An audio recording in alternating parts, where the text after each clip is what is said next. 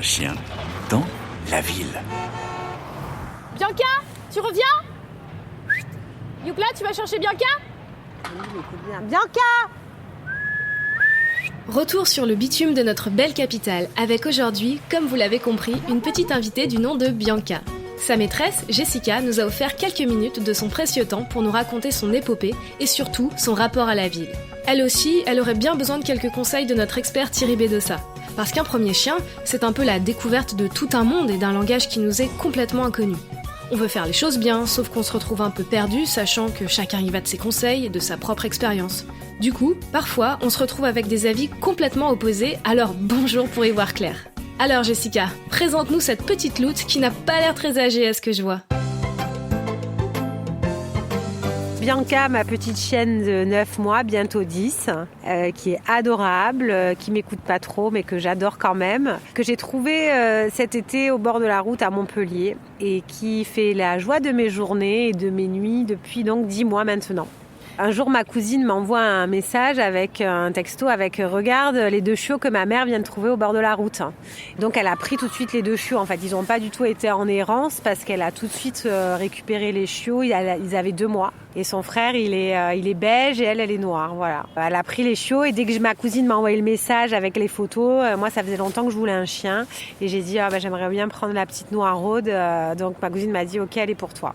Elle est noire et blanche et en fait, vu que je l'ai trouvée, effectivement, on ne sait pas exactement quelle race c'est, mais la vétérinaire pense que c'est un croisé Labrador Staffy parce elle est fine comme le Labrador et elle a la couleur du Staffy, notamment avec la cravate blanche. Elle couine, hein? C'est bizarre son aboiement, j'ai jamais entendu aussi aigu.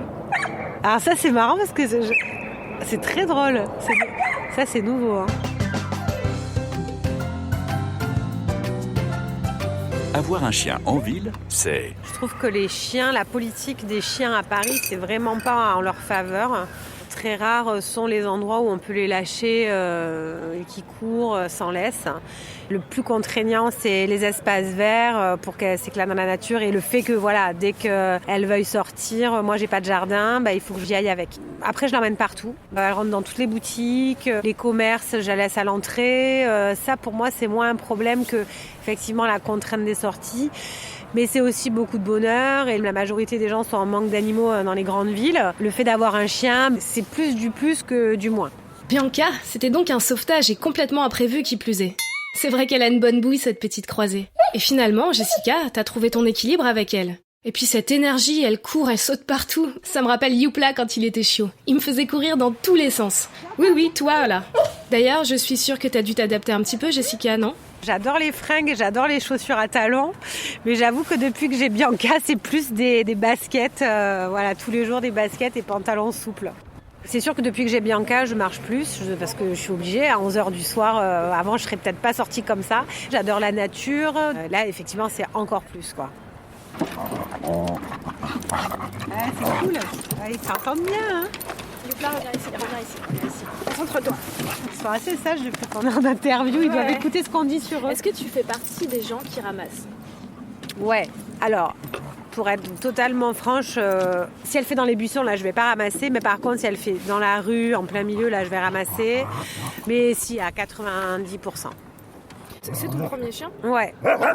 Donc finalement, il y a tout à apprendre. Elle a tout à apprendre de toi et toi, tu as tout à apprendre d'elle. Bien sûr. Et moi, c'est mon premier chien aussi. Ouais. Et par exemple, j'étais pas très familière avec le fait de ramasser. C'est spécial au début.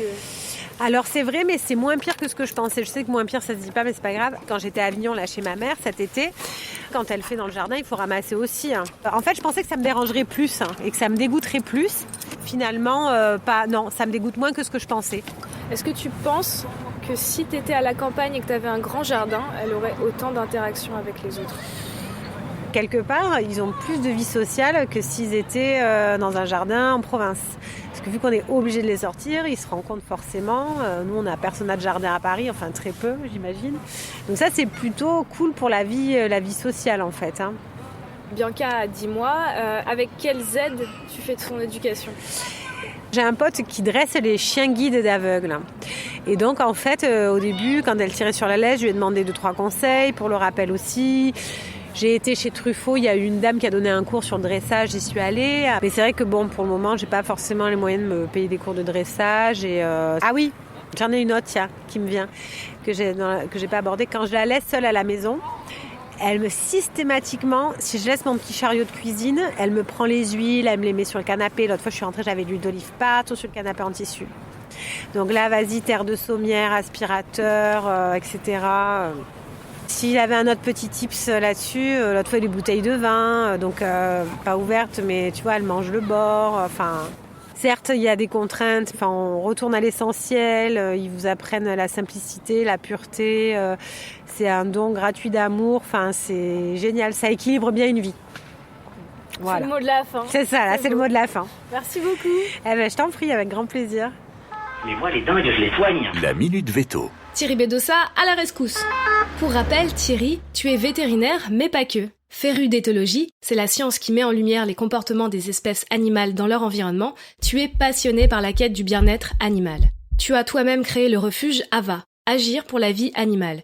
Et ce refuge, si j'ai bien compris, c'est ton bébé, avec lequel tu dois jongler entre ta clinique vétérinaire et les cours que tu donnes à l'école vétérinaire de Maison-Alfort. J'ai même cru comprendre que tu as été à l'initiative de l'Animal University, un organisme de formation aux métiers qui entourent les animaux de compagnie.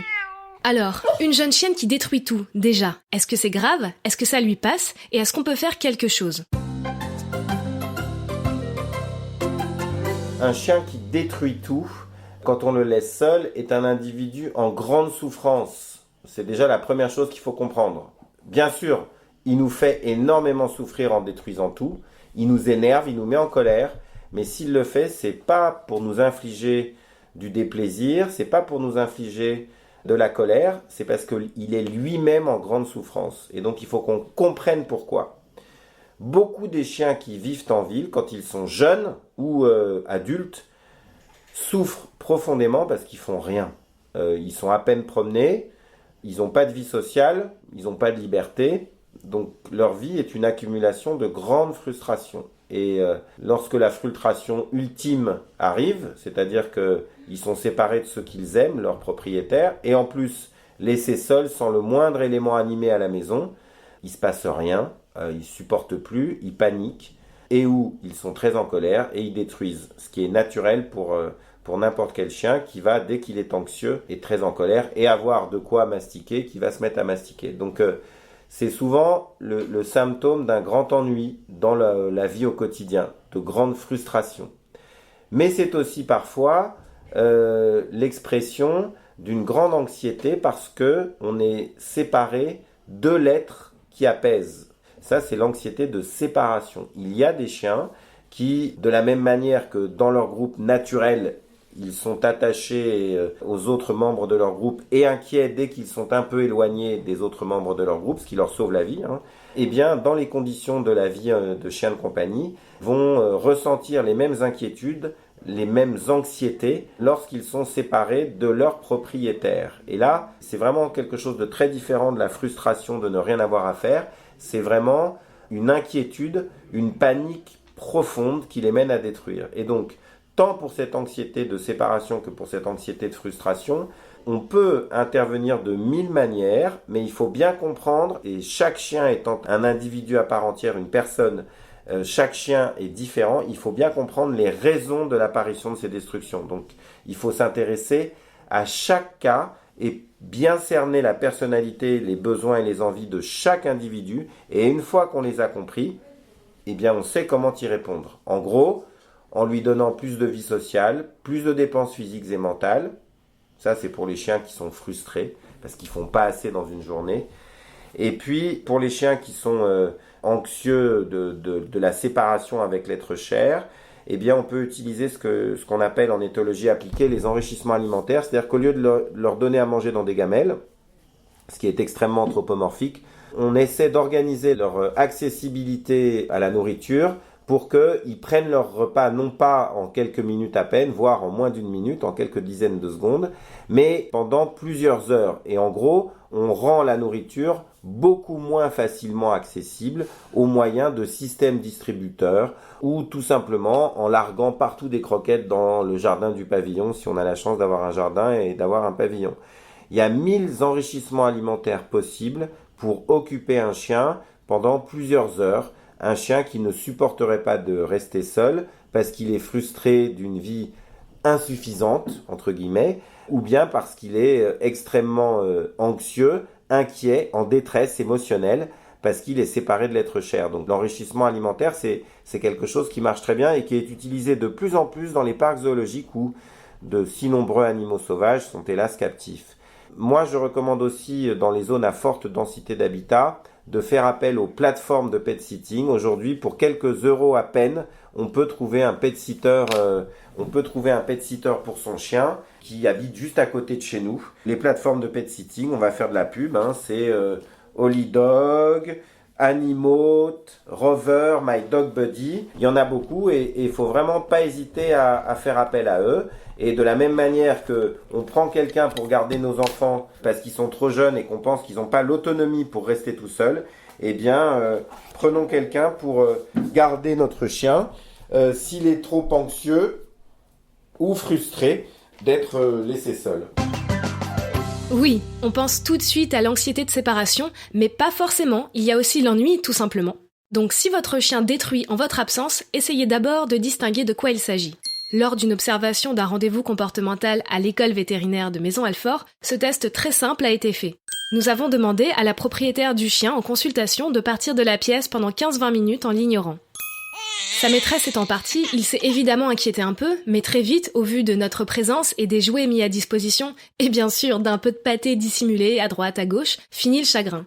C'est tout bête, mais ça nous a permis de comprendre que ce n'était pas l'absence de sa maîtresse qui le rendait malade, mais bel et bien l'ennui de ne pas avoir de choses à faire ou d'interaction avec autrui. Les enrichissements alimentaires aident énormément, mais nous le faisons souvent, moi compris d'ailleurs, mal. Pour l'habituer à rester seul, il faut oublier définitivement les gamelles et que sa seule source de nourriture vienne des jeux. Il faut y ajouter des choses succulentes pour lui, que ce soit irrésistible évidemment, et bien sûr, il faut y aller par étapes. Un jeune chien appréciera une coupure si quelqu'un vient le promener ou le garder après quelques heures seul. Petit à petit, on espacera. Comme tu l'as dit Thierry, il existe maintenant énormément de plateformes pour vous aider. Très peu chères, voire même gratuites, ou presque. Je pense notamment à monbibou.fr qui est une solution de garde d'animaux entre particuliers, solidaire et gratuite ou quasiment. Mais ça, nous en parlerons dès le prochain épisode, c'est promis. Si on fait appel à des professionnels pour garder ponctuellement nos enfants de temps en temps, ça ne me paraît pas si absurde de faire garder notre chien, surtout quand il s'agit de périodes de transition. D'ailleurs Thierry, j'ai une question pour toi. Ça concerne plus Youpla, mais je trouve qu'il saute encore beaucoup, même du haut de ses 6 ans. Est-ce que tu aurais un petit tips pour essayer de changer cette petite habitude que, j'avoue, j'ai pas mal laissé faire avec le temps? Ça, c'est vraiment un entraînement. C'est un entraînement qui est assez facile. Si on veut faire disparaître des comportements qui nous gênent, il faut toujours, là aussi, trouver des moyens de conférer d'autres apprentissages au chien. Et quand un chien nous saute dessus, c'est en général qu'il veut interagir avec nous. Et ça, c'est positif, ça veut dire qu'il est sociable et qu'il est attiré par nous. Et la pire des punitions qu'on puisse lui infliger, c'est dès qu'il nous saute dessus, tourner les talons et surtout ne pas interagir avec lui, l'ignorer. Et donc, si on fait ça 25 fois de suite en étant très rapide à partir du moment où il a tenté de nous sauter dessus, il va très vite comprendre que c'est pas le bon moyen pour entrer en communication avec nous. Spontanément, les chiots qui têtent leur maman apprennent à sauter sur leur maman quand ils ont environ 5, 6, 7 semaines. Pourquoi ? Parce que quand ils ont 5, 6, 7 semaines, leurs dents ont poussé depuis une quinzaine de jours, parfois même 3 semaines, et ils ont tété tous les jours et plusieurs fois par jour leur maman, et du coup la maman elle commence à avoir très mal au téton. Et du coup, quand elle arrive vers eux, elle n'est plus couchée comme elle l'était au début, mais elle est debout. Et eux lui sautent dessus pour réussir à choper les mamelles. Donc ils apprennent ça naturellement, à sauter sur un interlocuteur qu'ils aiment, leur maman, et donc bien souvent ils font vite la translation avec les humains qui prennent soin d'eux aussi. Sauf que ce comportement est en général un comportement qui nous gêne. Moi j'adore que mes chiens fassent ça avec moi, mais beaucoup d'entre nous ça nous gêne. Donc si on veut que ce comportement disparaisse, il faut tout simplement tourner les talons. L'autre technique, qui n'est pas exclusive de cette première technique, c'est tout simplement de jeter de la nourriture très appétissante au sol, ou de la présenter